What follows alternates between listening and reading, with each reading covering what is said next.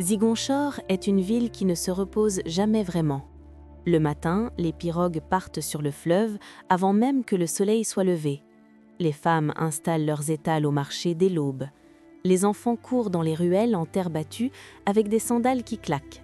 Les odeurs de poissons fumés et de bissap se mélangent dans l'air chaud. Les hommes discutent sous les manguiers, les mains dans le dos. Les vieux joueurs de dames occupent les mêmes bancs depuis des années. C'est une ville où tout le monde se connaît, où les nouvelles vont plus vite que les jambes, où une réputation se construit en 20 ans et se détruit en un jour. Rokhaya a grandi dans cette ville. Elle en connaît chaque rue, chaque odeur, chaque regard.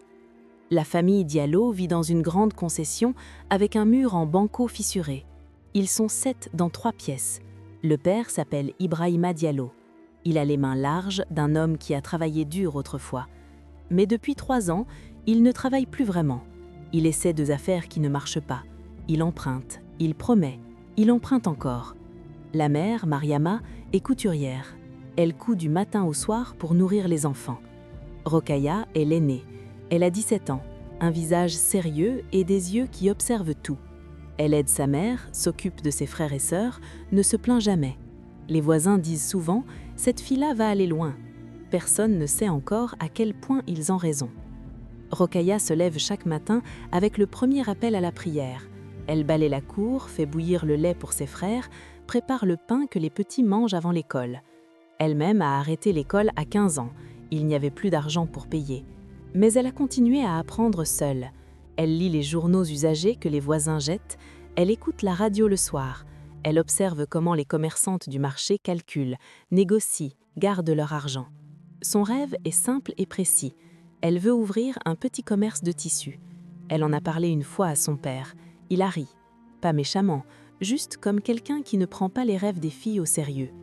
Il y a 2 ans, Ibrahima a emprunté une grosse somme à El Hadji Sekou Baldé. C'est un commerçant respecté, riche, connu dans tout le quartier. Il a 61 ans. Il a déjà 3 femmes. Il a prêté l'argent à Ibrahima sans contrat, juste sur parole. Ibrahima a tout perdu dans une mauvaise affaire de marchandises. Il ne peut plus rembourser. Les mois passent. El Hadji Sekou se présente un soir dans la concession. Il s'assoit, il prend le thé. Puis il dit calmement, comme s'il parlait de la pluie, « Ibrahima, je ne veux plus mon argent, je veux ta fille ». Le silence qui suit est le plus long de la vie d'Ibrahima. Ibrahima ne répond pas ce soir-là. Il dit qu'il doit réfléchir. El Hadji Sekou repart avec son chapelet et son sourire tranquille. Cette nuit, Ibrahima ne dort pas. Il tourne dans son lit. Il pense à la dette, il pense à sa réputation, il pense à ce que les gens diront s'il ne rembourse pas.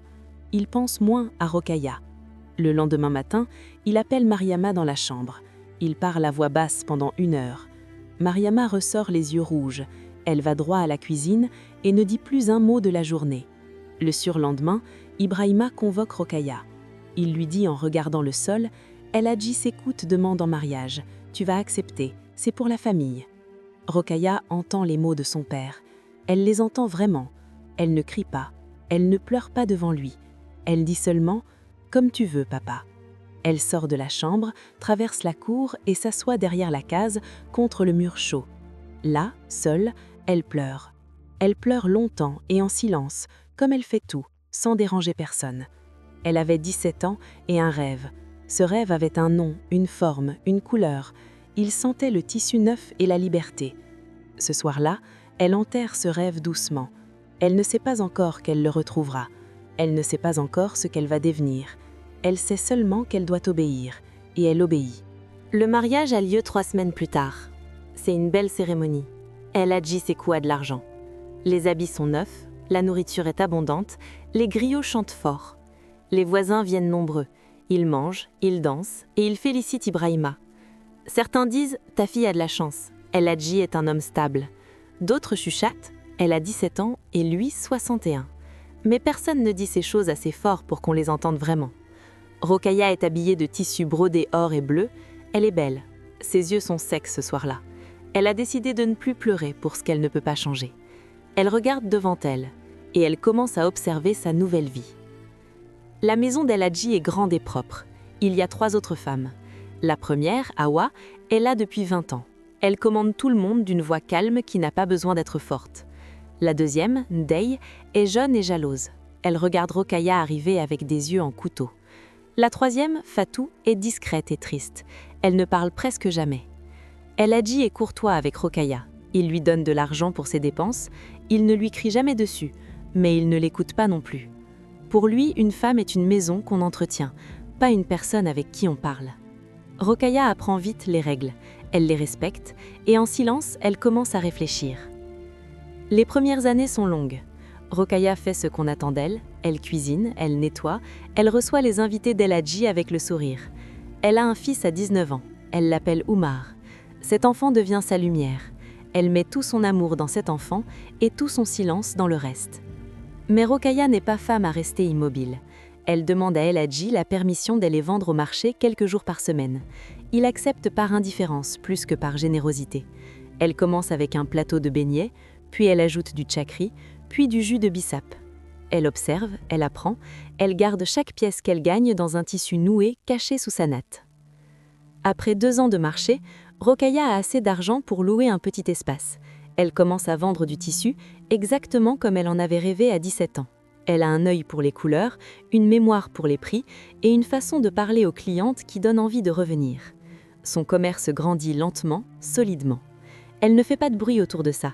El Hadji ne s'y intéresse pas. Les autres femmes regardent avec curiosité, certaines avec jalousie, d'autres avec respect. Awa, la première femme, vient la voir un soir. Elle dit « Tu es différente des autres ». Rokhaya répond « Je fais juste ce que j'ai appris à faire, survivre ». Awa hoche la tête. Elle reconnaît quelque chose dans ces yeux-là. 5 ans après le mariage, Ibrahima se présente à la boutique de Rokhaya au marché. Il a vieilli, ses habits sont usés. Il dit qu'il a besoin d'argent, une nouvelle affaire, juste pour relancer. Rokhaya le regarde longuement, elle ne dit pas ce qu'elle pense. Elle lui donne une somme raisonnable, il repart en la remerciant avec beaucoup de mots. 6 mois plus tard, il revient, l'affaire n'a pas marché, il a besoin de plus. Rokhaya lui donne encore, cette fois elle dit « Papa, cette somme c'est tout ce que je peux donner ». Il promet que c'est la dernière fois, ce n'est pas la dernière fois. Mais Rokhaya continue de donner, pas par faiblesse, par choix, parce qu'elle a décidé que sa dignité ne dépendrait pas de ce que son père mérite. La 7e année, El Hadji tombe malade. Ce n'est pas une petite maladie.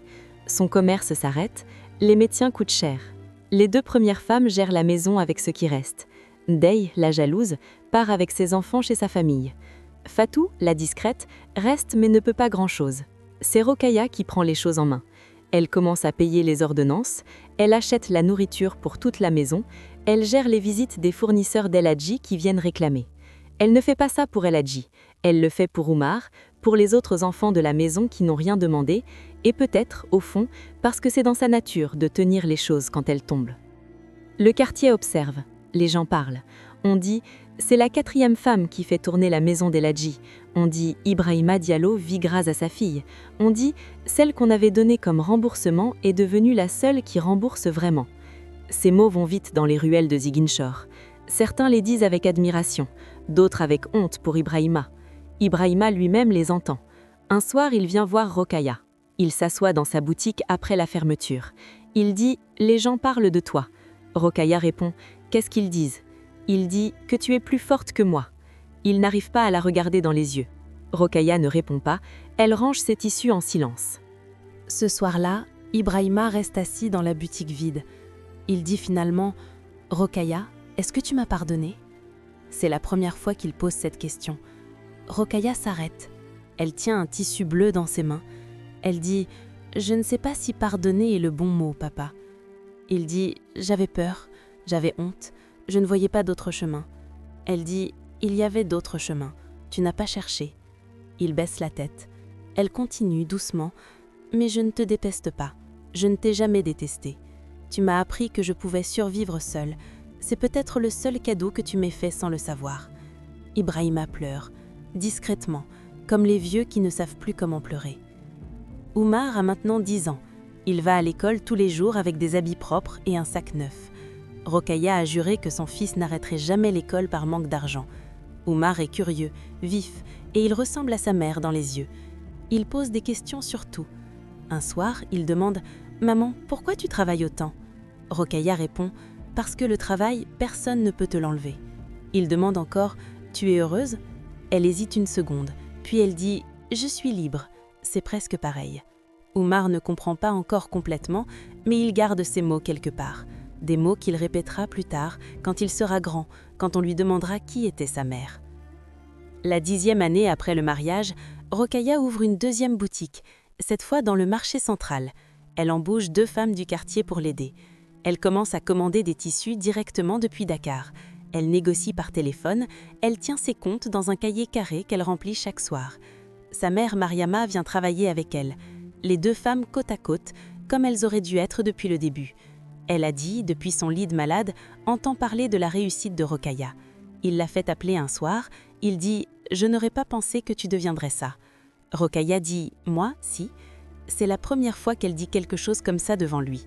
Il sourit, peut-être pour la première fois depuis longtemps. Awa, la première femme d'Eladji, vient voir Rokhaya un matin. Elle dit « Tu m'as appris quelque chose ». Rokhaya demande « Quoi donc ?» Awa dit que rester en silence ne veut pas dire rester immobile. Les 2 femmes s'assoient et boivent le thé ensemble pour la première fois vraiment.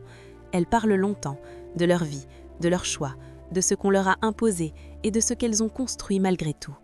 Fatou, la 3e femme, rejoint leur cercle quelques semaines plus tard, puis 2 femmes du marché, puis d'autres encore. Rokhaya ne cherchait pas à créer quelque chose, mais quelque chose s'est créé autour d'elle. Un cercle de femmes debout qui s'apprennent mutuellement à tenir. Eladji meurt la 10e année, juste après les grandes pluies. Il meurt dans son lit, entouré de ses femmes et de ses enfants. Il est parti comme il a vécu, avec dignité extérieure et beaucoup de silence intérieur. À ses funérailles, les gens du quartier viennent nombreux. On parle de lui comme d'un homme qui a réussi. On parle peu de ses femmes. C'est souvent ainsi. Rokhaya récite une prière pour lui. Elle lui souhaite la paix. Elle ne ment pas dans cette prière. Elle ne lui en veut plus vraiment. Il était le produit de son époque, de ses certitudes, de sa façon de voir les femmes. Il ne savait pas qu'on pouvait faire autrement.